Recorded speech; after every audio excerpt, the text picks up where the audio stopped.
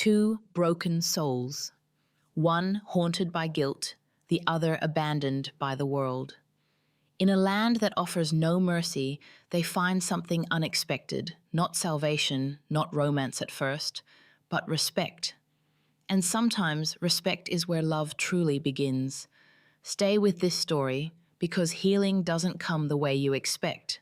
3 days. That's how long it takes for a promise to turn into a trap. Clara Vance stood on the warped wooden porch of Dead Willow Station. The September wind was cruel. It kicked up red dust, coating the frayed lace of her wedding dress. The dress was a joke now, a heavy, suffocating joke. Her prospective husband hadn't even stepped off his horse. He took one look at her sunken cheeks, her exhausted eyes, and shook his head. "Too frail," he had said.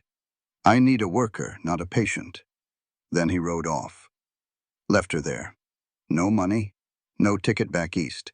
Just a $40 bill racking up for room and board.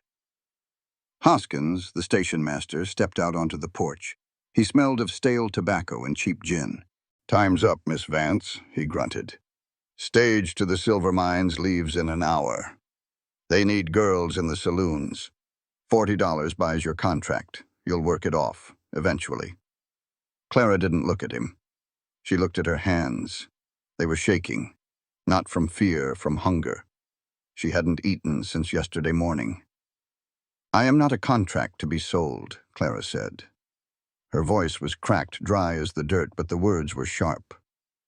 "A woman's dignity does not evaporate just because her pockets are empty. You have no right to trade me like livestock." Hoskins laughed, a wet, ugly sound. "Dignity don't pay for bacon, sweetheart. Out here, you're worth what you can earn." That's when the wagon rolled up.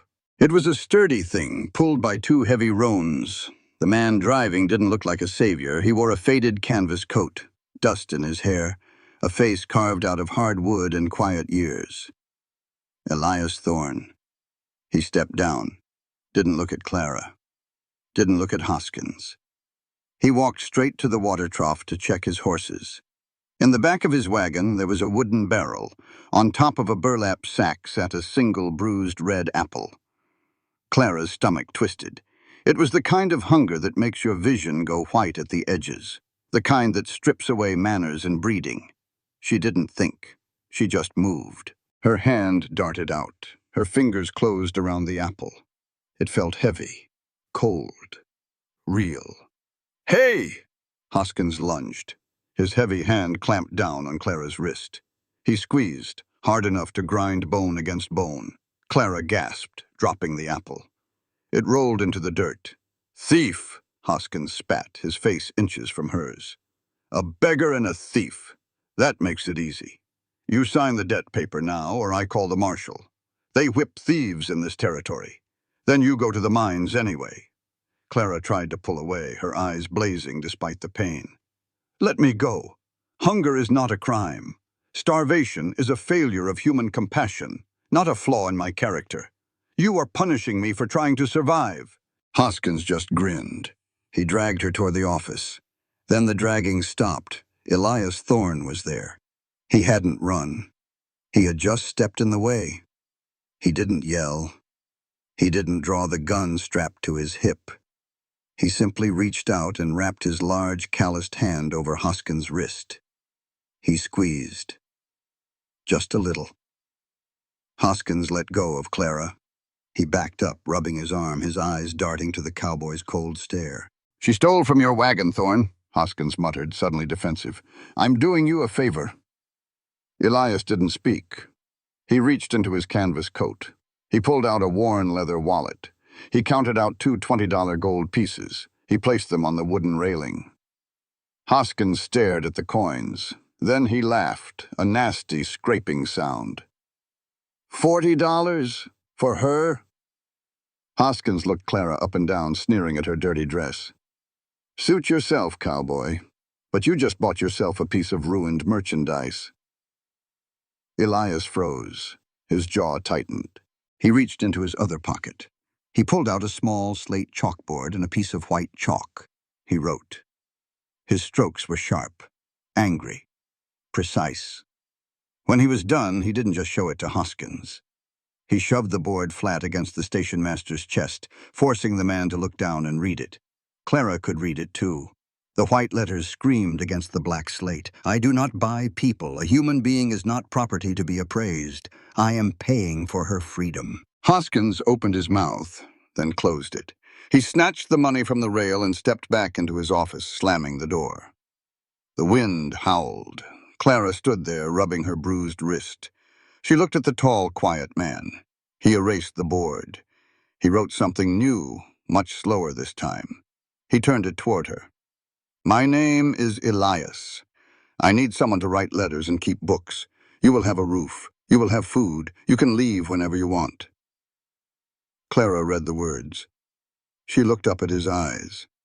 They were completely steady. I have nothing, she said, her voice shaking now. Why do this for a stranger? Elias erased the board again. He wrote one sentence. Because treating a person like an animal diminishes us both. He wiped the chalk dust from his hands. He walked over, picked up the bruised apple from the dirt, wiped it clean on his coat, and held it out to her. Clara took it. The ride to the ranch took 2 hours. It was silent, just the rhythmic thud of hooves and the creak of the wooden wheels. Clara sat on the bench beside him, eating the apple down to the core. When they arrived, the sun was sinking behind the mountains, painting the sky in deep purples and burnt oranges. The house was made of stone, solid, built to last out the end of the world. Elias led her inside. He pointed to a door off the main hallway. Clara opened it. A real bed, a wash basin, a small writing desk. Elias stood in the doorway. He reached into his pocket and pulled out an iron key. He placed it in the palm of her hand. Then he pointed to the door. The lock was on the inside. It wasn't a lock to keep her trapped. It was a lock to keep the world out. Clara held the heavy iron key. She looked at Elias. He just nodded once, turned, and walked toward the kitchen to start the fire. Clara stepped into the room. She closed the door. She didn't turn the key. For the first time in 3 days, she felt something strange settle in her chest. Not hope. Hope was too expensive right now. It was dignity, and it tasted better than the apple. Morning came, cold and bright. The house was quiet. Clara lay in bed. She listened. No shouts, no heavy boots stomping, just the wind rattling the glass. She got up. The floorboards were freezing. She put on her dress, the same frayed wedding dress. It was all she had. She walked into the kitchen. The fire was already lit. A pot of coffee sat on the iron stove. Next to it was a clean mug and a plate with bread and salted pork. Elias was gone. He was already out in the yard. Clara ate, slowly. Her stomach was still adjusting to real food. She washed her plate. She poured a cup of coffee. She walked to the window. Elias was working the horses. He moved smoothly. No wasted motion. He didn't use a whip. He didn't shout. He just used his hands. A touch on the neck, a shift in his weight. The animals listened. Clara watched him. A man who chose silence. It was strange, but it was safe. She walked out to the porch. The air bit at her cheeks. Elias saw her. He stopped. He led the horse to the fence, tied it off, and walked over. He pulled the small chalkboard from his coat. He wiped it with his thumb. He wrote, "Books are on the desk. Ledgers need organizing. Supplies need counting." He held it up. Clara read it. She nodded, but she didn't turn back inside. She stood her ground. "Mr. Thorne," she said. Her voice was calm, clear. He waited. "I am working to repay a $40 debt," Clara said. "You paid Hoskins. I owe you that money. I will work the books. I will count the supplies, but let us be absolutely clear." She stepped closer. She looked right into his eyes. "I am selling my labor. I am not selling my human rights. My thoughts are my own. My body is my own. I am a free woman working off a ledger. I will not be ordered around like a dog. You treat me as an equal. or I walk back to that station right now, debt or no debt." Elias stared at her. The wind whipped her frayed dress. She looked fragile, but her eyes were steel. He didn't blink. He looked down at his board. He took his sleeve. He wiped the chalk away. He wrote again. Slower this time. Deliberate.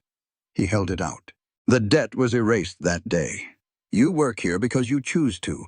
Respect is the only law under this roof. We are equals.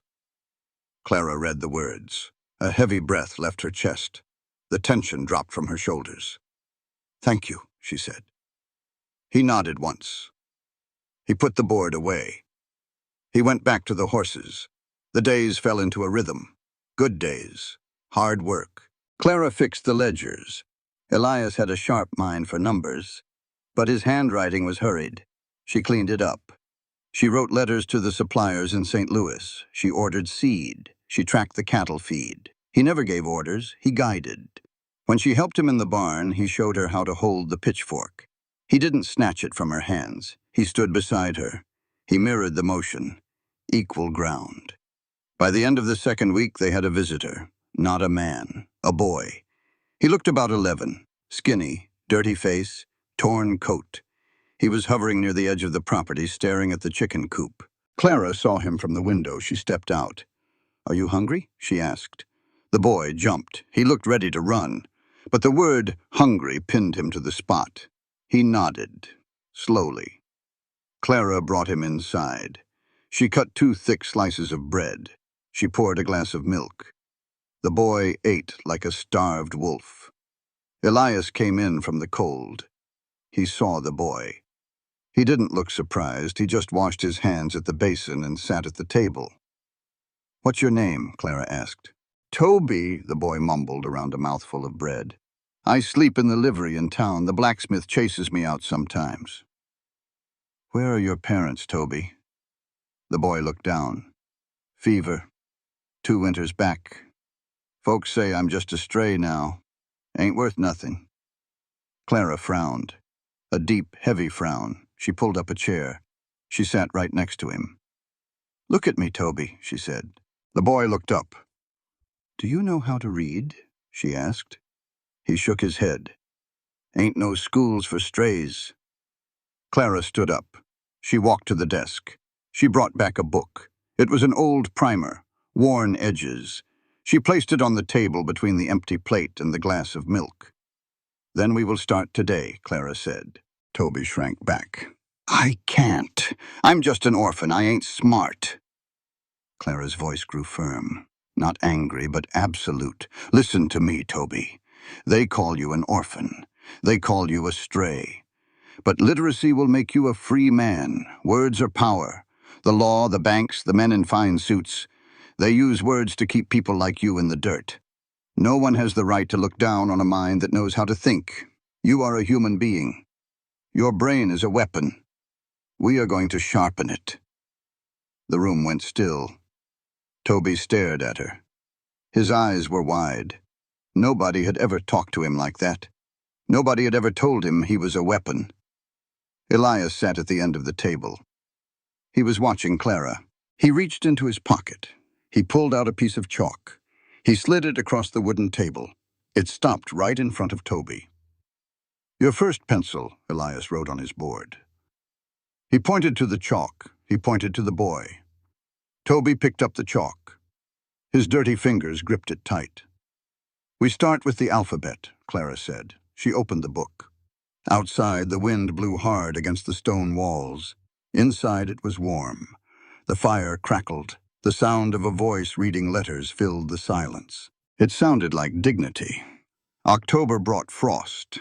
The grass turned brittle. The mornings were silver and sharp. "We need flour," Clara told Elias at breakfast, "and nails, and winter cloth." Elias nodded. He handed her a leather pouch. Coins jingled inside. He pointed to the wagon outside. "I can drive it," Clara said. She could. She had watched Elias. She understood the reins now. The ride into Miles City was long. 2 hours of rutted dirt roads. The town was loud, muddy streets, Saloons spilling piano music into the cold air. Men on horseback, men shouting. Clara pulled the wagon up to Pendleton's general store. She tied off the horses. She walked in. The store smelled of coffee beans and oiled leather. Arthur Pendleton stood behind the counter. A practical man. Wore a clean apron, kept his ledgers neat. "Help you, miss?" he asked. "I have an order for the Thorn Ranch," Clara said. She handed him the list. Pendleton looked at the paper. Then he looked at her. "You're the woman he bought at the station," Pendleton said. It wasn't a question. It was town gossip. He said it casually, like she was a new horse. Clara stiffened. She planted her hands on the counter. "My name is Clara Vance," she said clearly. "I am the bookkeeper at the Thorn Ranch. I was not bought. I am a free employee. Now, do you want this silver, Mr. Pendleton, or should I take it to the next town?" Pendleton blinked. He cleared his throat. "No offense intended, Miss Vance. I'll get your order." He went to the back. Clara stood there, her heart hammered against her ribs. "Good for you." The voice came from behind her, heavy accent, Swedish. Clara turned. A woman stood near the flour barrels, tall, broad shoulders, graying blonde hair tied back tight, hands rough as tree bark. "I'm Marta Lindquist," the woman said. "My farm is 3 miles north of Elias. You handled Arthur just right." "People here talk carelessly," Clara said. Marta chuckled, a dry, knowing sound. She walked over. She picked up a 50-pound sack of flour like it was a pillow. "Men talk carelessly," Marta corrected. "They think because a woman is alone she is property waiting to be claimed, or property already paid for." Marta dropped the sack on the counter with a heavy thud. She looked at Clara. Her blue eyes were piercing. "Listen to me, Clara. The law looks at us women as dependents. They say we need a husband, a father, or a brother to sign a paper. But without us, this territory would starve to death. We plant the seeds, we feed the hands, we bury the dead. Remember your rights. Do not let them shrink you down to fit their ledgers. You stand tall. A woman's worth is not decided by a man's wallet." Clara felt a knot in her throat. She looked at Marta's rough hands. Hands that had worked the earth. Hands that had built a life. "I will remember," Clara said. "Good," Marta nodded. "Tell Elias I need my saw sharpened. He'll know." The wagon was heavy on the ride back. Clara felt different, stronger. She wasn't just surviving anymore. She was living. She reached the ranch late in the afternoon. Elias unloaded the supplies. Clara helped. They didn't speak. They just worked. A perfect, silent machine. When the sun started to dip, Clara took a walk. She walked past the barn, past the chicken coop toward the southern edge of the property. The land sloped down toward a dry creek bed. There was a patch of ground here that felt wrong. Nothing grew on it. The grass was dead in a perfect square. Clara stepped closer. She saw rocks, cut stones, the remains of an old foundation. A house used to be here. She knelt down. The earth was soft, too soft. And the smell. It hit her suddenly. A sour, heavy stench. It wasn't manure. It wasn't rotten wood. It was older, deeper. It smelled like decay, like things buried that didn't want to stay buried. Clara stood up quickly. She wiped her hands on her dress. A cold chill crept up her spine.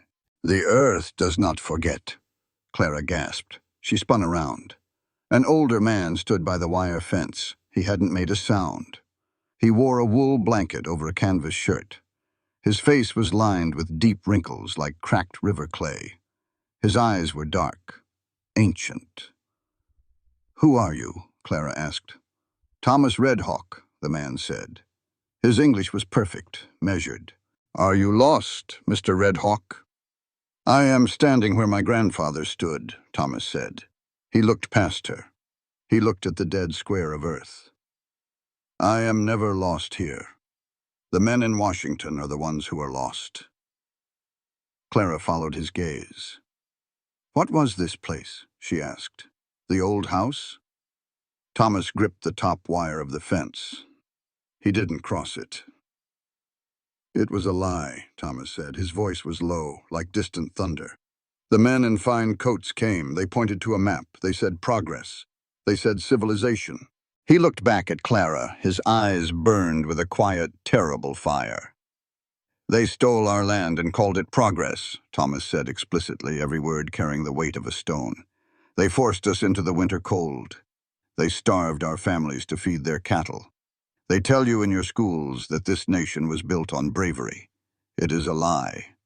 A civilization built on a foundation of corpses isn't civilization. It is just documented savagery. A piece of paper does not make theft holy. Clara couldn't breathe.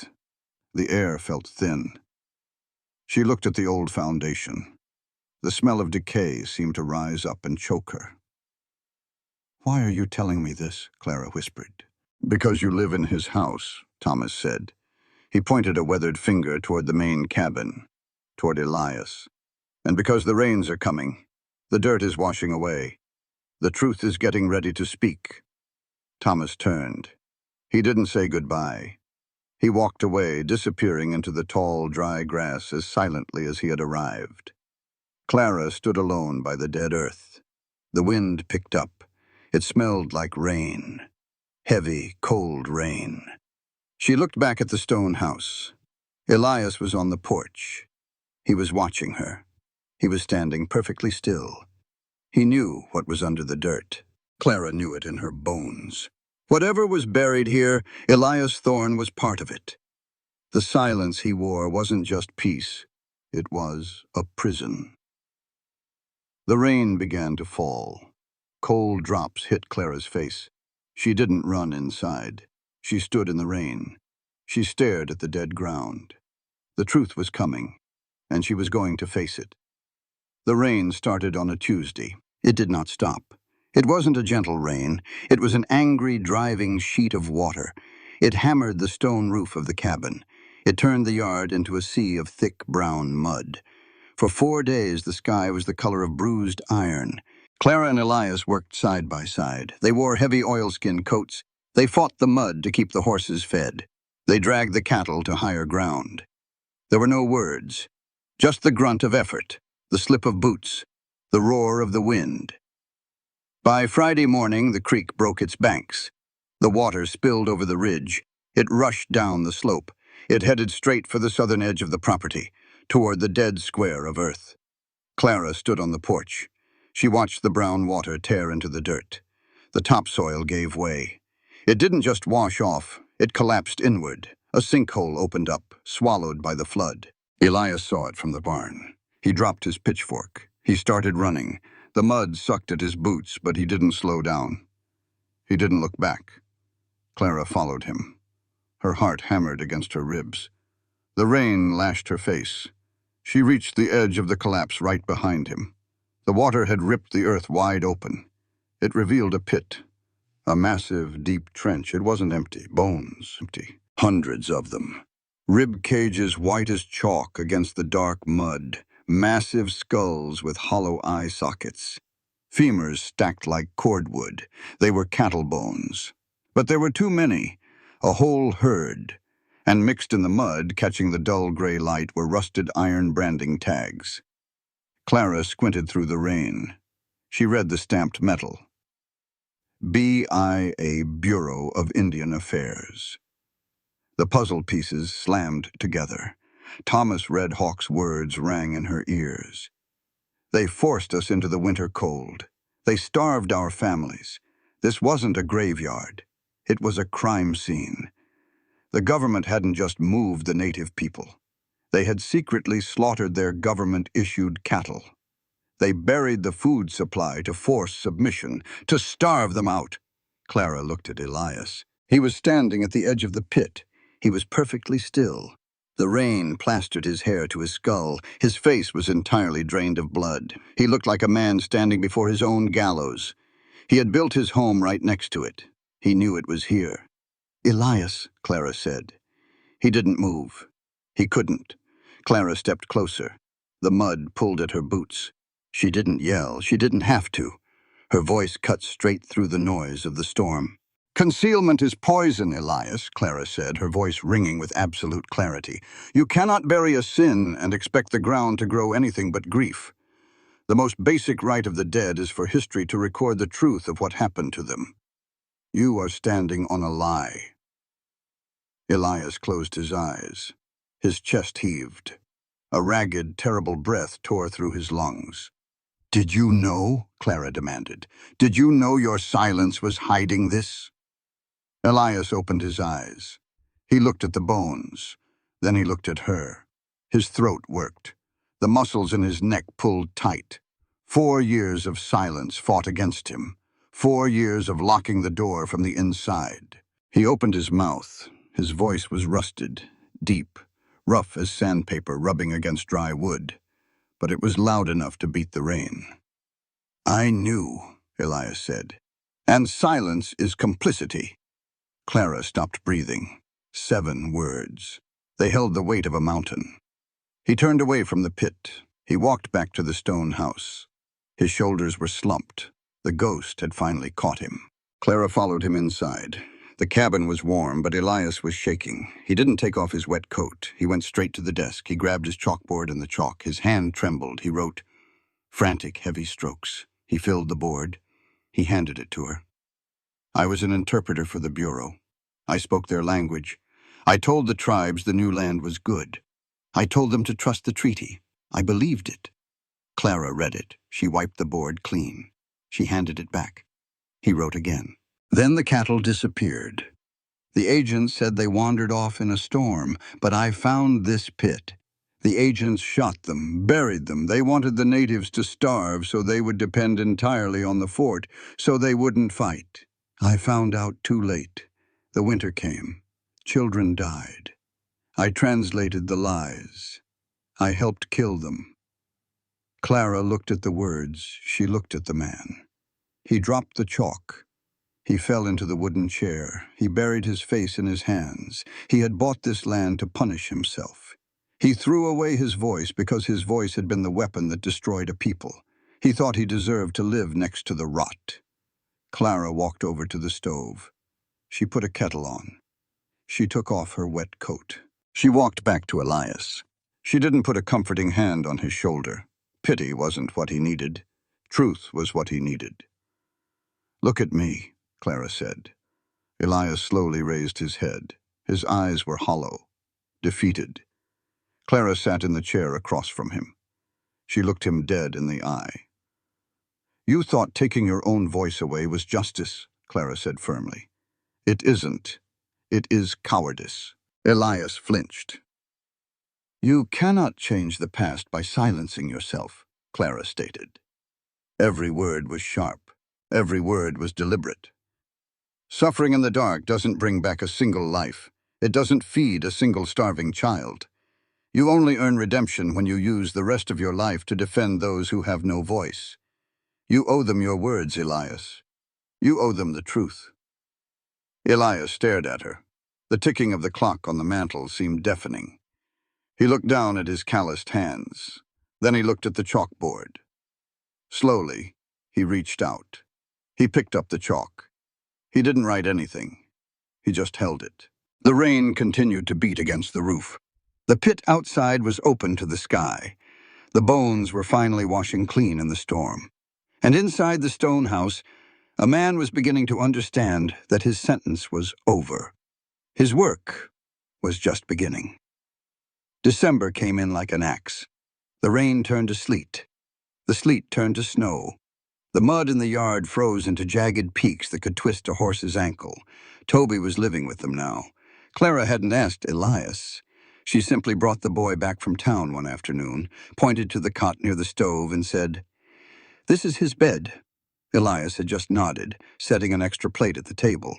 The boy changed the house. He was loud. He dropped firewood. He asked questions.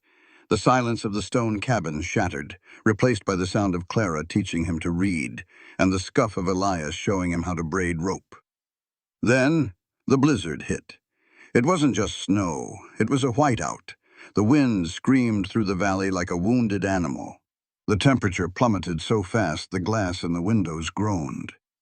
They were trapped. The world ended at the front door. On the second night of the storm, Elias stood by the window. He couldn't see the barn. He could only see a wall of swirling white. Suddenly a faint sound cut through the wind, a high, desperate bleat. Elias turned. He grabbed his heavy coat. He wrapped a wool scarf around his lower face. "You can't go out there," Clara said. She stood up from the desk. "You won't find the barn. You'll freeze before you make it 10 yards. Elias grabbed a coil of rope from the peg. He tied one end to the heavy iron handle of the front door. He tied the other end around his waist. He pulled out his chalkboard. "A calf got out of the barn. It's stuck in the drift. I won't let it die." He didn't wait for her to argue. He pushed the door open. The wind blasted inside, throwing a blanket of snow across the floor. Elias stepped out into the dark. Clara fought with all her strength to pull the heavy door shut behind him. The waiting was the worst part. Clara paced. Toby sat on his cot. The boy was clutching his primer to his chest. His eyes were wide with fear. 10 minutes, 15. "Miss Clara," Toby whispered, "is he going to die out there?" "No," Clara said. Her voice was steady, even though her hands were shaking. "He knows the land." 20 minutes. The rope tied to the door handle pulled tight. Then it went slack. Clara rushed to the door. She threw the bolt. She pulled it open. Elias fell inside. He collapsed onto the floorboards in a heap of snow and canvas. In his arms, wrapped inside his own heavy coat, was a shivering calf. Elias pushed the door shut with his boot. He didn't get up. He just lay there, gasping for air. Clara moved immediately. She grabbed the calf, dragging it near the stove. Toby brought an old blanket and started rubbing the animal vigorously. Clara turned to Elias. He was sitting up slowly. His face was raw red, but it was his hands that made Clara stop breathing. He had taken his gloves off to manage the freezing rope and the calf. His hands were covered in blood. The ice and the rough hemp rope had torn the skin from his palms and fingers. They were already swelling, turning a dangerous shade of blue. "Bring the basin," Clara ordered Toby. "Warm water. Not hot. Now." Elias sat in the wooden chair. He stared at the fire. He was shivering violently. Clara knelt in front of him. She took his ruined hands in hers. She didn't hesitate. She didn't flinch at the blood.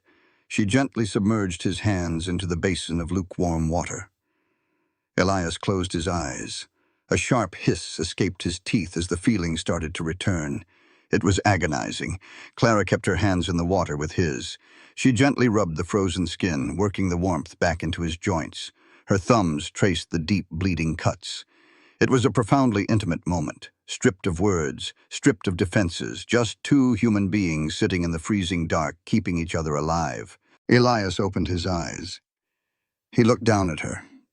He didn't try to pull his hands away. He surrendered them to her care. Toby sat near the stove, watching them. The calf was finally breathing steadily, asleep on the rug. Toby looked at the fire. His young face looked terribly old in the flickering light. "Why's it got to be so hard out here?" Toby asked. His voice cracked. "Why's the world so mean? Folks starve. Good men get their hands torn up just trying to save a dumb animal. It ain't fair. The strong just take everything, and the rest of us just suffer." Clara stopped washing Elias's hands. She pulled them from the water. She began wrapping them in clean white bandages. She looked over her shoulder at the boy. "The world is harsh, Toby," Clara said gently, but her tone was firm. "Nature does not care about fairness. But that is exactly why we must." She tied off the bandage on Elias's left hand. She looked back at the boy, ensuring he was listening to every word. "People will tell you that the strong survive and the weak perish," Clara explained, her voice echoing clearly in the quiet room.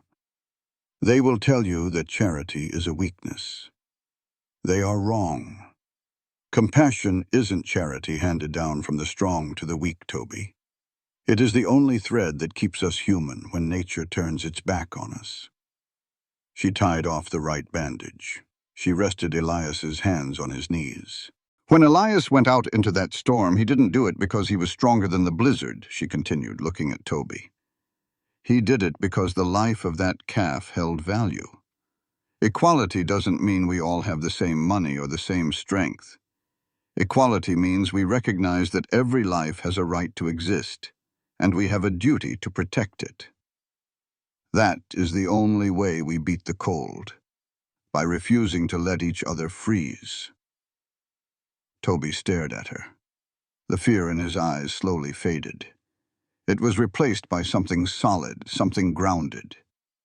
He looked down at the sleeping calf, then up at Elias. Elias was looking at Clara. His hands were wrapped in white cloth. They throbbed with pain. But for the first time in 4 years, the cold inside his chest was gone. He didn't need to write anything on his chalkboard, he just looked at her. And in the quiet of the snowbound cabin, Clara knew exactly what he was saying. Welcome to a channel where we tell stories of the Wild West, cowboys, love, humanity, family bonds, and the quiet strength between people. If this story moved you, don't forget to like, comment, share, and subscribe to support more meaningful journeys like this. February brought a false spring. The snow melted into slush. The mud returned. Then came a rider. He didn't look like a man of the frontier. He wore a tailored gray wool suit, a silk vest, a silver pocket watch chain draped across his stomach. His horse was brushed. His boots were clean, too clean. He rode up to the Thorn Ranch on a Tuesday morning. Elias was fixing the pasture gate. Clara was on the porch, shaking out a rug. The man tipped his bowler hat. He smiled. It was a practiced, easy smile, the kind of smile a man uses when he holds all the cards. "Good morning," the man called out. His voice was smooth. "My name is Silas Croft. I represent the Northern Pacific Railroad." Elias stopped working. He held his hammer. He didn't speak. Silas dismounted. He didn't wait for an invitation. He walked straight toward Elias, pulling a rolled map from his leather saddlebag. "Mr. Thorne, I presume," Silas said. "I'm here about a matter of progress. The railroad is expanding. We're surveying the corridor. Your property, unfortunately, sits right in the middle of our proposed transit line." Silas unrolled the map. He pointed a clean, manicured finger at a drawn line.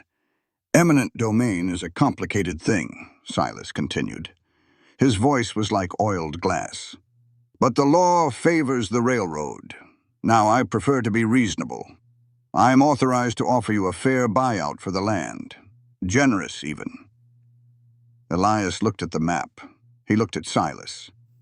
Elias reached into his coat. He pulled out the chalkboard. He wrote a single word. He held it up. "No." Silas chuckled. He shook his head like a father dealing with a stubborn child. "Mr. Thorne, let me be clear. Your homestead claim has irregularities. The survey markers don't align with the Federal Registry in Helena. In a federal court, a discrepancy like that means your deed is void. You don't want to fight the railroad in court. You can't win." Elias didn't blink. He erased the board. He wrote again. "Get off my land." Silas's smile slipped, just a fraction. He looked at the chalkboard, then up at Elias. "Does he always communicate this way?" he asked, looking over at Clara. "He says exactly what he means, Mr. Croft," Clara said from the porch, "which is more than I can say for most men in fine suits." Silas looked at her. His eyes narrowed. He recognized intelligence, and he didn't like it. He rolled up his map. He tipped his hat again. "I'll be back," Silas said. "Think about the offer. The law is a heavy wheel, Mr. Thorne. Don't let it roll over you." He rode away. 2 days later, Silas returned. Elias was out in the far pasture. Clara was alone in the house. Toby was reading by the fire. Silas didn't ride up to the gate. He walked his horse quietly to the porch. Clara stepped out. She crossed her arms. "Elias is not here." "I know," Silas said softly. "I came to speak with you, Miss Vance." He didn't ask to come inside. He stood at the bottom of the porch steps. He looked her up and down. He took out a thick leather wallet. "I'm a pragmatic man," Silas said. "I know how the world works. I know who you are. You were bought for $40 at a stagecoach stop. You have no family, no money, no standing." Clara stood perfectly still. Her jaw tightened. Elias Thorne is a broken man, Silas continued. He opened the wallet. He's a mute, he's incompetent, and he's going to lose this land. When he does, you'll be back on the street, with nothing. Silas pulled out a stack of crisp green bills. $200, Silas said. He held it out. More money than you've ever seen. All you have to do is pack your bag and leave. Today, go to Portland. Start over. Let me deal with the mute. He'll fold without you writing his letters and holding his hand. Clara looked at the money. It was a fortune. It was freedom. But it was dirty. It was poison. She stepped down the stairs. She didn't reach for the money. She stood inches from Silas. She looked straight into his dark, calculating eyes. "Put your money away, Mr. Croft," Clara said. Her voice was ice. Silas frowned. "Don't be a fool. You're a beggar playing at being a lady." Clara didn't flinch. She stood taller. "You wear a fine suit and carry the law in your pocket, Mr. Croft," Clara said, her voice ringing clear and loud across the empty yard. "But any law that strips honest working people of their sweat and dignity is counterfeit justice. I will not sell my humanity for your money." Silas stared at her. The polite mask was gone. His face was hard and ugly. "You think you're better than this money?" he sneered. "You think poverty makes you righteous? Out here, people are worth what they have, and you have nothing." "You are wrong," Clara stated explicitly, delivering the lesson without a shadow of doubt. "A human being's worth is inherent. It is not granted by a bank, and it cannot be revoked by a railroad. Elias Thorne has more integrity in his silence than you have in your entire corporation. Take your counterfeit justice and leave." Silas's face flushed red. He shoved the money back into his coat. "You'll regret this," he spat. "Both of you. When the marshal comes to drag you out, remember you chose to starve." He mounted his horse.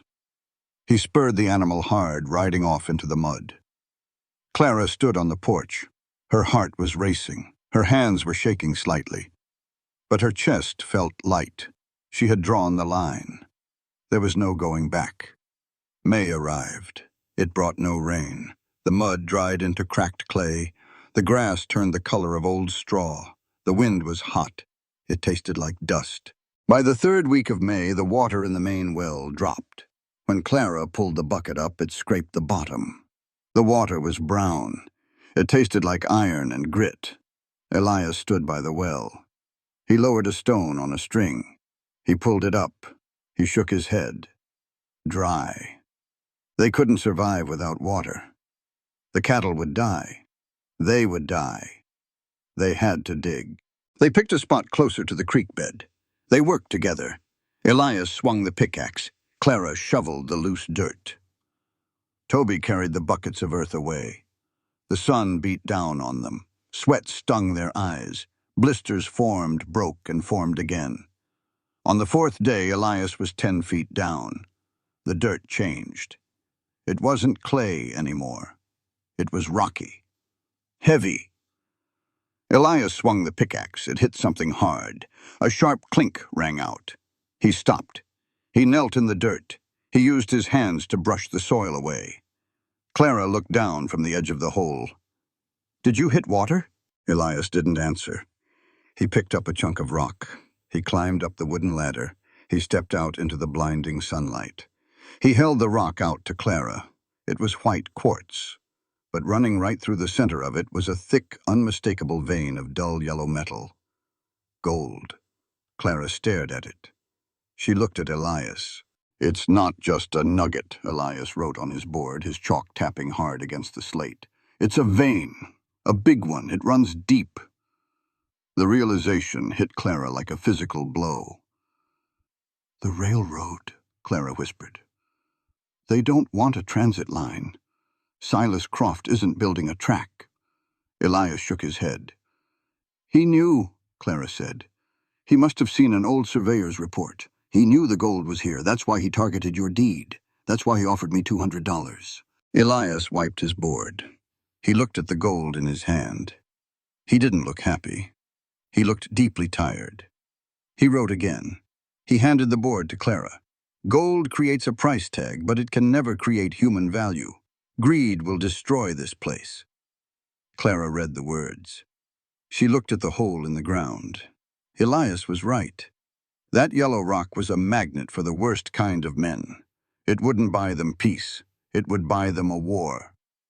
Then we fight back, Clara said. Not with guns, with the law. Real law. That night, the stone house became a war room.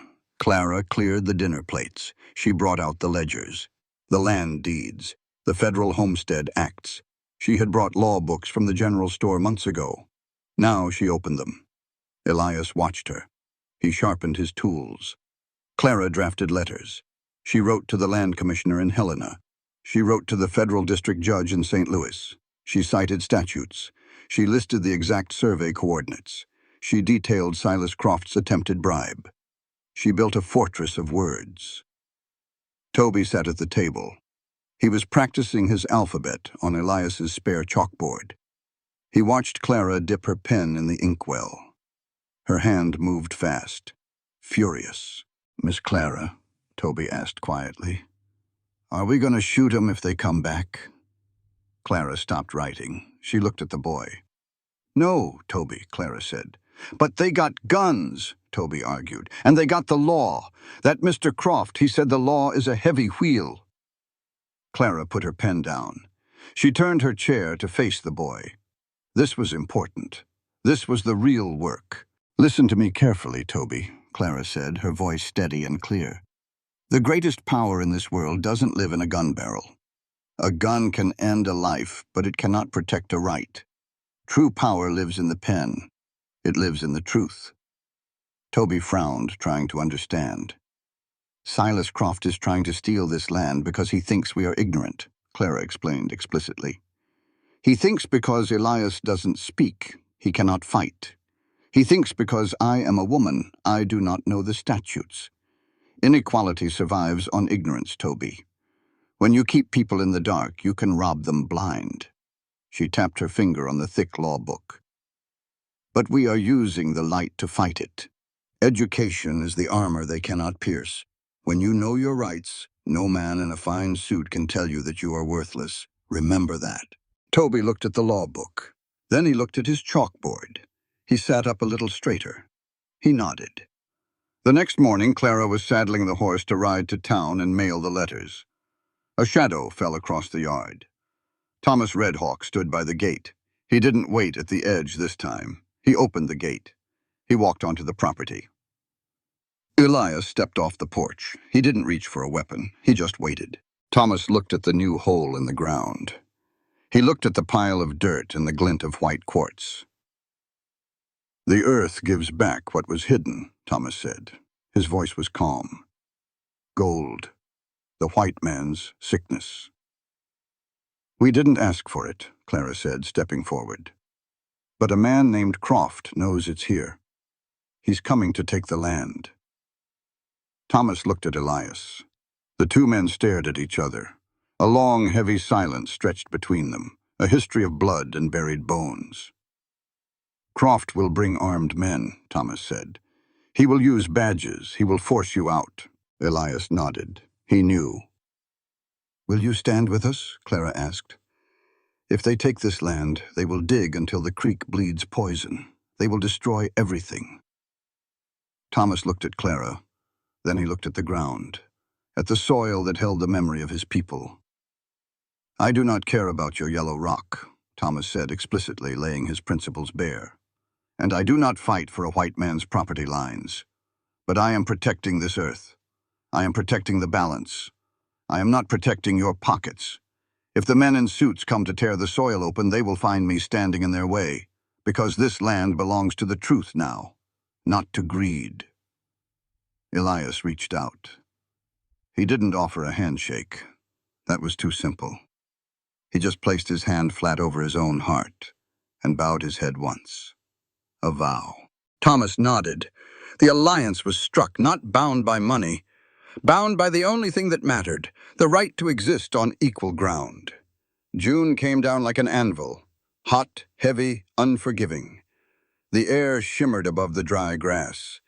The creeks shrank to muddy puddles. Everything held its breath. Then the riders came. There were 4 of them. They rode through the front gate, kicking up a cloud of pale dust. Silas Croft was in the front. He wore his gray suit. He wasn't smiling today. Next to him rode a man with a tin star pinned to his canvas coat, a United States Marshal.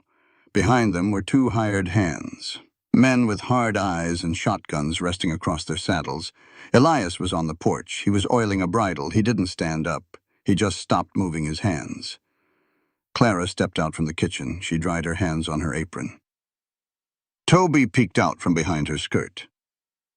"Stay inside, Toby," Clara said quietly. The boy didn't argue. He backed into the shadows. The marshal pulled his horse up to the porch. He looked tired. He pulled a folded piece of paper from his vest. "Caleb Thorne?" the marshal asked. Elias stood up. He nodded once. "I have an order from the federal court in St. Louis," the marshal said. He didn't look happy about it. "Your homestead claim has been reviewed. The railroad has invoked eminent domain. The court has granted them right of way. You have until sundown to vacate the premises." Elias looked at Silas Croft. Croft sat on his horse, looking down at the stone house, looking at the land that hid the gold. Clara walked to the edge of the porch. She didn't have a weapon. She had her ledger. She had her letters. "Marshal," Clara said. Her voice cut through the heavy heat. It was calm, precise. "That order is built on perjury." The marshal frowned. "Ma'am, I just serve the papers. I don't argue the law." "You enforce the law," Clara corrected him explicitly. "And the law states that an eviction under eminent domain requires an independent survey. Mr. Croft here used his own men. Furthermore, I filed an injunction in Helena 3 weeks ago. Under the Homestead Act of 1862, this property cannot be seized while a federal dispute is pending." She pulled a stamped receipt from her apron pocket. She held it up. "This is the registered receipt from the land commissioner. The claim is locked. You cannot force us out today." The marshal leaned over in his saddle. He squinted at the receipt. He looked back at Croft. "You didn't mention a pending injunction, Silas." Croft's face tightened. He nudged his horse forward. He pointed a leather-gloved finger at Clara. "Do not listen to her, Marshal," Croft snapped. "Look at the man standing next to her, the deed holder. He hasn't spoken a word. He's a mute. He's mentally incompetent. He has no legal standing to file a dispute." Clara didn't flinch. "A man's voice is not the measure of his mind, Mr. Croft," Clara stated, her words ringing like a bell across the dry yard. "And disability does not strip a citizen of their constitutional rights. His mind is sharper than yours. You are trying to use a physical difference as a weapon to steal from him. That is the definition of tyranny." Croft let out a harsh, ugly laugh. He turned back to the marshal. "She's playing lawyer," Croft sneered. "Marshal, you know who she is? She's not his wife. She's a mail-order stray. He bought her contract at Dead Willow Station for $40. She's merchandise. She has no standing here. She's just a beggar trying to hold on to a warm bed." The yard went dead silent. The marshal shifted uncomfortably. The hired hands gripped their shotguns tighter. Clara stood tall. Her face was pale, but her eyes were fire. She opened her mouth to speak, to tell them exactly what a woman's worth was. But she didn't have to.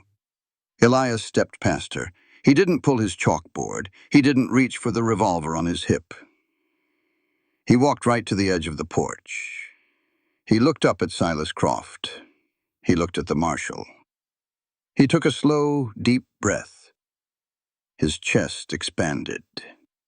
4 years of silence cracked open. "She is a free woman." The voice was gravel and thunder. It was rough from years of disuse, but it was incredibly loud. It echoed off the wooden barn. It settled over the dry earth. Silas Croft froze. His horse stepped backward. The marshal's jaw dropped. Elias didn't stop. He didn't look at the dirt. He looked Croft dead in the eyes. Every word was deliberate. Every word was a heavy stone.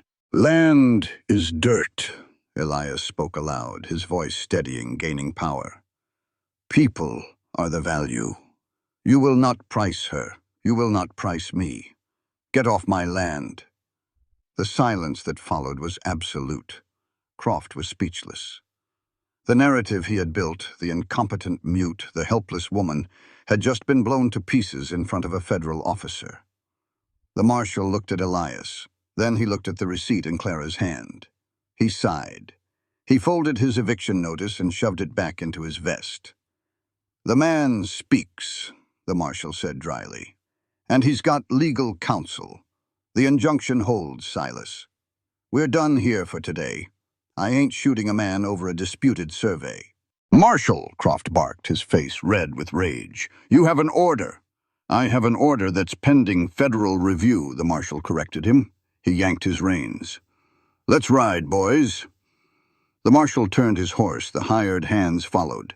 Croft sat there for a moment. He glared at Elias. He glared at Clara. The polished veneer was completely gone. He looked like exactly what he was, a thief caught in the light. He spun his horse and rode after the marshal. The dust settled. The heat remained. Clara let out a breath she felt she had been holding for an hour. Her knees shook. She turned to Elias. He was breathing hard. His hands were gripping the wooden porch rail. Using his voice had taken a physical toll on him, but he was standing taller than he had all year. That night the house was quiet, but it was a different kind of quiet, not the quiet of holding back, the quiet of being settled. Clara was at the desk. She was putting the ledger away. Elias walked into the room. He walked to a small wooden box on the shelf. He opened it. He pulled out a folded piece of paper. It was old. The edges were worn. He walked over to his desk. He placed it in front of Clara. It was the original contract from Hoskins at the stagecoach station, the $40 debt. Elias struck a match. He held the flame to the edge of the paper. Clara watched. The paper caught. The orange fire ate through the ink. It ate through the numbers. "Elias," she said softly. He dropped the burning paper into an empty metal tin on the desk. They watched it turn to black ash. Elias didn't use his chalkboard. He looked at her.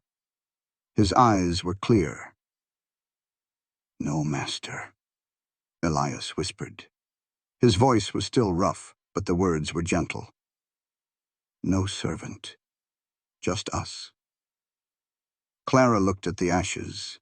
Then she looked at the man who had just burned the only leverage he had over her. "Just equals," Clara said. Elias nodded. He turned and walked out of the room. And for the first time in her life, Clara felt completely, truly safe. July broke the prairie. It was the driest summer in 10 years. The grass didn't just turn brown, it turned to brittle wire. The wind felt like it was blowing straight out of an open oven. On a Tuesday night, the sky bruised purple. Thick, heavy clouds rolled in over the mountains. But there was no smell of rain. Dry lightning. Clara woke to a sound like a cannon shot. The house shook. She sat up in bed. She smelled it instantly. Sharp. Acrid. The terrifying smell of burning grass. She ran into the main room. Elias was already pulling on his boots. He didn't need to write anything. The orange glow bleeding through the window told the whole story.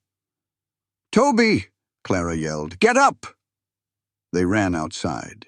The eastern ridge was a wall of flame. The wind was whipping it into a frenzy, driving the fire straight down the slope toward the ranch. It moved faster than a man could run. "The horses!" Clara shouted over the roar of the wind. They ran to the barn. The air was thick with gray smoke. Sparks rained down like burning snow. They threw open the stall doors. Elias slapped the rumps of the panicked horses, driving them out of the barn and toward the creek bed where the rocks offered a barrier. They ran to the chicken coop. They opened the wire. They couldn't save the crops. The small field of corn they had planted was already engulfed. Then the wind shifted. A massive gust blew a shower of burning embers directly onto the dry, shingled roof of the barn. Within seconds, the roof caught. The flames licked the dry timber. "Elias!" Clara screamed. He was near the new well, the well with the gold. He was trying to wet down some canvas to throw over the woodpile. The barn groaned.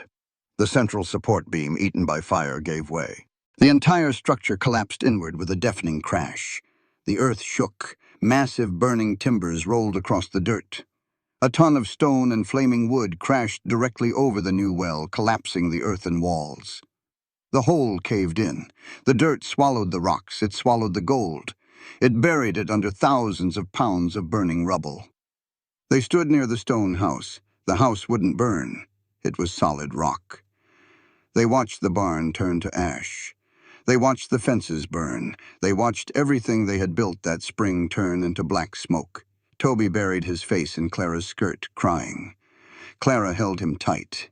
She looked at Elias. He stood staring at the fire. His face was covered in soot. It burned until dawn. When the sun came up, the world was gray. The wind had died. The smoke hung low over the valley. The barn was a smoldering pile of black charcoal. The grass was gone. The new well was completely sealed. Silas Croft would never get the gold, because nobody could get it now. It was buried forever. Clara walked out onto the porch. Her dress was ruined with soot. Her hands were blistered. She looked at the destruction. They had nothing left but the house and a few surviving animals.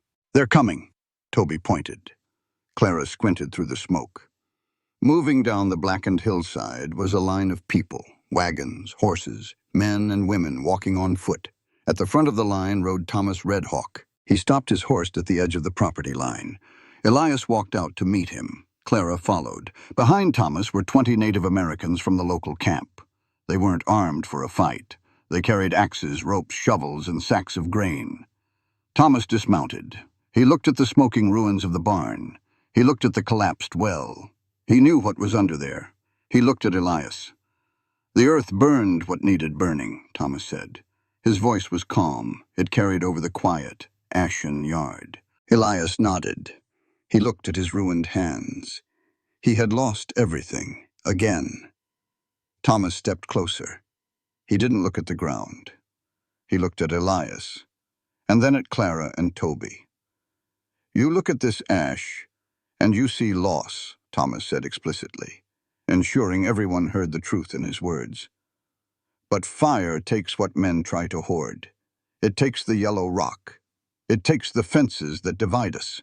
It burns away the greed. What is left?" Thomas gestured to the people standing behind him. Native Americans and a white settler family, standing on the same ruined dirt. "What is left is nothing but our equality before nature," Thomas declared. "When the gold is gone, the price tags disappear. We are just human beings standing in the ash. You lost your gold, Elias, but you gained your brothers." Thomas turned to his people. He gave a nod. The men and women walked forward. They didn't ask for permission. They just went to work. A native man grabbed a shovel and started clearing the smoking debris from the barn foundation. 2 native women walked up to Clara, offering a leather water skin and a basket of flatbread. Toby watched, wide-eyed. "They're helping us," he whispered. "Even after what the government did to them?" "Yes, Toby," Clara said. Tears cut tracks through the soot on her face. "Because true strength isn't about revenge. It is about recognizing our shared humanity. We bleed the same. We rebuild the same." Elias walked over to the pile of burned timber. A native man was trying to move a heavy beam. Elias didn't speak. He just put his shoulder against the blackened wood right next to the man. They pushed together. The beam rolled away. The man looked at Elias. He offered a short nod. Elias nodded back. The sun climbed higher. It illuminated a blackened valley.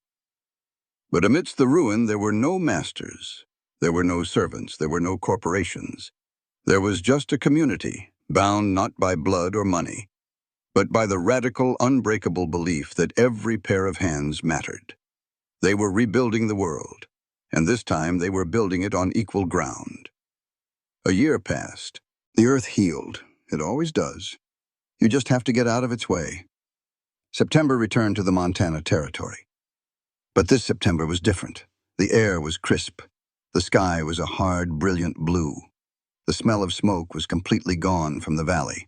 In its place was the smell of new pine. The new barn stood right where the old one had burned. It was smaller, but it was stronger. The foundation wasn't dug out by one man punishing himself. It was laid by 20 pairs of hands, native hands, white hands, neighboring hands. They had built it together, and that changed the wood, it changed the stone. It made the building something more than just a place to keep horses. It made it a monument. The old well, the one that held the gold, was gone. It was buried under tons of collapsed earth and scorched rock. They had left it exactly as it fell. Toby had asked about it once, back in the spring.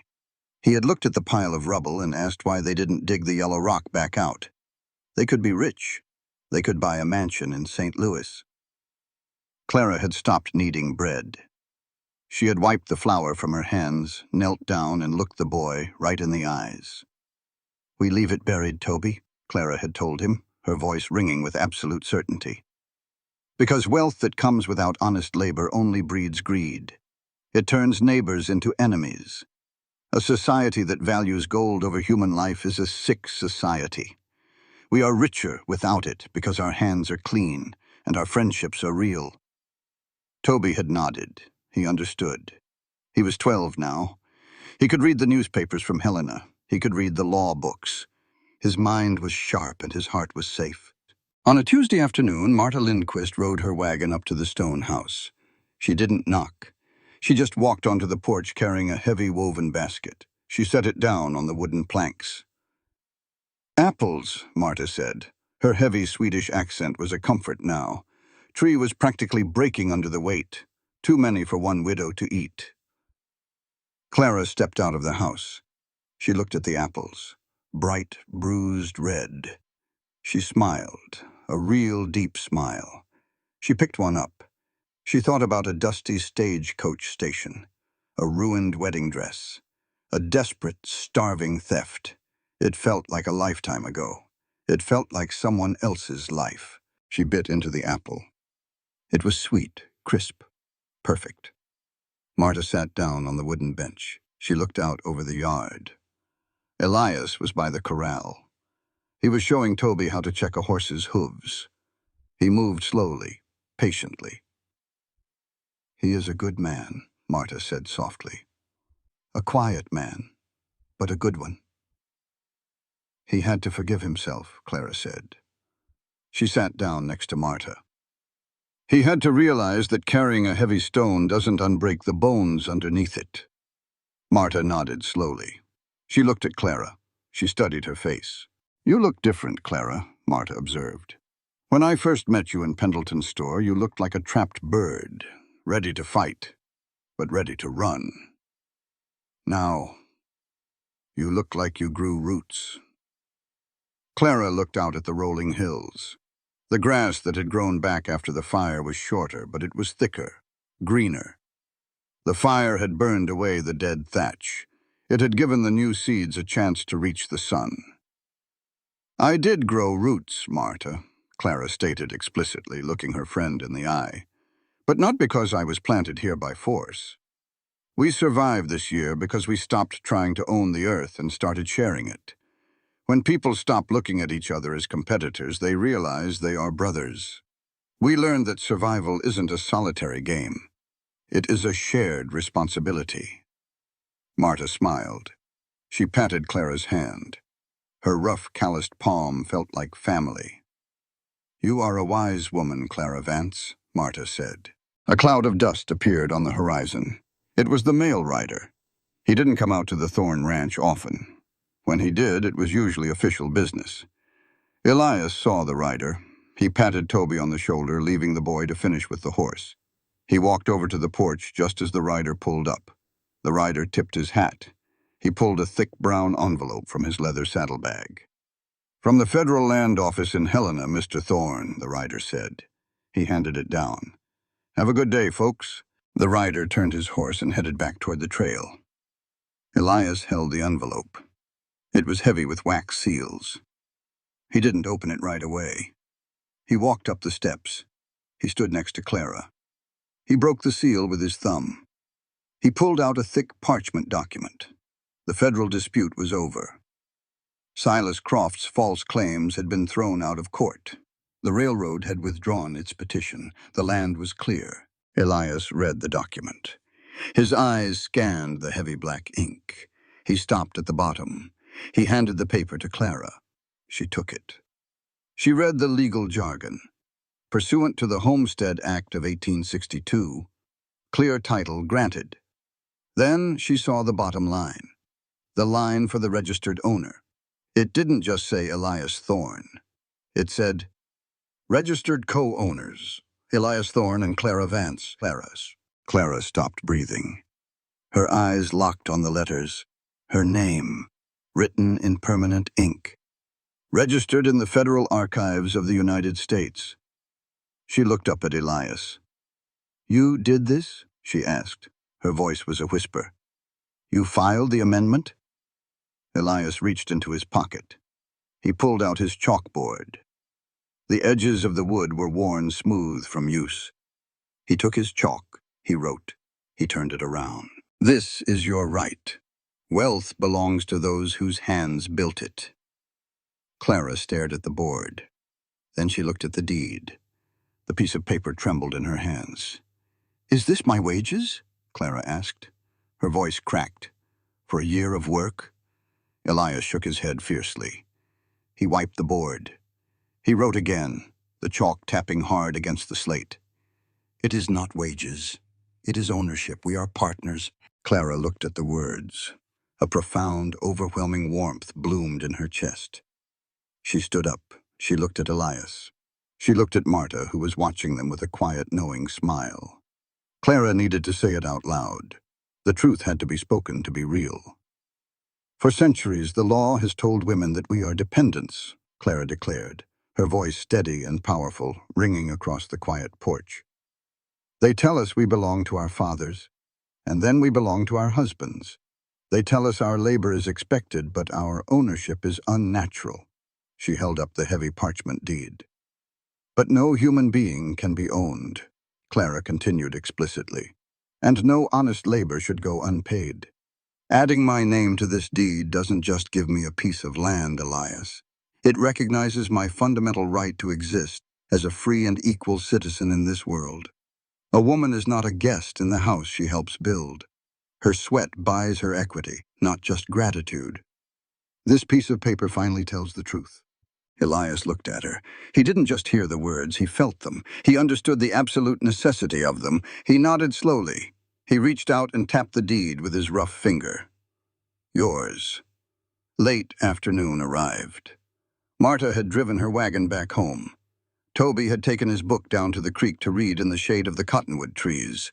The ranch was quiet. The sun began to dip behind the western ridge. It painted the sky in magnificent streaks of violet, gold, and burning crimson. The wind picked up, carrying the smell of the cured grass and the sharp scent of pine from the new barn. Clara stood by the porch rail. She leaned against the wood. She remembered standing at a stagecoach station a year ago. She remembered the gnawing pain in her stomach. She remembered the fear, the absolute certainty that her life was over, that she was nothing more than a $40 piece of ruined merchandise. She looked at her hands now. They were tanned. They were calloused. They were strong. She heard the heavy, measured boots on the floorboards behind her. Elias walked out of the house. He came to the rail. He stood beside her. They didn't touch. They just stood shoulder to shoulder, watching the sun sink into the earth. Elias looked down at his hands. The scars from the winter blizzard were thick and white across his knuckles. They were the physical proof that he had stopped running, that he had stayed and fought the cold. He reached into his pocket. His hand brushed against the small wooden chalkboard. He didn't pull it out. He let go of it. He left it in his pocket. He turned his head. He looked at Clara. She turned to face him. The golden light caught the loose strands of her hair. She looked at his quiet, steady eyes. Elias took a breath, a deep, deliberate breath. He didn't look away. He didn't hesitate. He opened his mouth and he broke the silence for the third and final time. His voice was a low, resonant rumble. It sounded like the earth itself. Stay. just one word. But he didn't stop there. He held her gaze, his eyes burning with absolute conviction. "Because you are equal here." Clara's heart stopped. Then it started again, beating with a fierce, joyful rhythm. He hadn't asked her to stay because he needed a bookkeeper. He hadn't asked her to stay because he was lonely. He had asked her to stay because he saw her exactly for who she was, a sovereign, equal human being. Clara looked at the man who had bought her freedom with 2 gold coins, the man who had burned her debt to ashes, the man who had faced his darkest sins to find his light again. She reached out. She placed her hand over his scarred knuckles on the wooden rail. "I'm not going anywhere, Elias," Clara said softly. "I'm already home." Epilogue. People out west talk. They always do. In the years that followed, folks in Miles City would talk about the Thorn Ranch. They would talk about the beautiful, sharp-tongued woman who could quote federal law better than the judge, and the tall, quiet man who built the strongest fences in the territory. When people asked Clara what it was like to live with a man who almost never spoke, she would just smile. "He speaks," Clara would tell them. "You just have to learn to listen with something other than your ears." They built a life on that burned earth, a good life, a hard life, but a true one. Looking back on that first brutal, beautiful year, Clara realized the profound truth of it all. Healing doesn't come from miracles. It doesn't fall from the sky like rain. Healing comes from radical respect. A starving bride wasn't rescued by a savior in a white hat. A broken, guilt-ridden man wasn't magically fixed by a woman's love. That isn't how the world works. They survived because they refused to accept the price tags the world tried to hang around their necks. They survived because 2 broken people looked at each other in the freezing dark and decided to save each other. They did it by granting one another the ultimate, undeniable right to be fully human, to be flawed, to be scarred, and to be absolutely, perfectly equal. The land remembered the bones. It remembered the fire. But as the years rolled on, the land also remembered the hands that rebuilt it. It remembered the truth. And the truth, Clara knew, was the only thing that lasts. All characters and situations in this book are fictional and developed for narrative purposes. The author does not intend to reflect or comment on any real individual or event. Readers should approach the story as a work of fiction, not as a factual account. This story shows that love is not about saving someone. It's about seeing them as equal, standing beside them, and choosing to grow together. True healing begins with respect. On this channel, we explore stories of the Wild West, cowboy life, love, human bonds, motherhood, compassion, and resilience. If you enjoyed this story, please like, comment, share, and subscribe. Out here in the West, people like to believe that survival belongs to the strongest hand, the fastest gun, or the man with the most land. But this story tells us something far more honest, something the wind carries across the plains long after the dust settles. It tells us that survival, real survival, belongs to those who refuse to forget their humanity. Clara came to that land with nothing but hunger and a dress that had already lost its meaning. Elias stood on it with a past heavy enough to break a lesser man, and yet neither of them saved the other in the way stories often pretend. There was no grand rescue, no miracle that erased pain overnight. What they did was harder. They chose respect. They chose to see each other not as burdens, not as property, not as something to be fixed, but as equals. And in a world that constantly tries to measure people by their usefulness, their wealth, or their silence, that choice is the most radical thing a person can make. This story reminds us that dignity is not something you earn from others. It is something you defend within yourself. Clara refused to let hunger define her worth. Elias refused to let guilt define his future. And together, they proved that a person's value does not come from what they own, but from how they choose to stand when everything is taken away. There is also a deeper truth buried beneath the soil of this story, just like the bones and the gold. The land remembers. It remembers injustice, silence, and the cost of greed.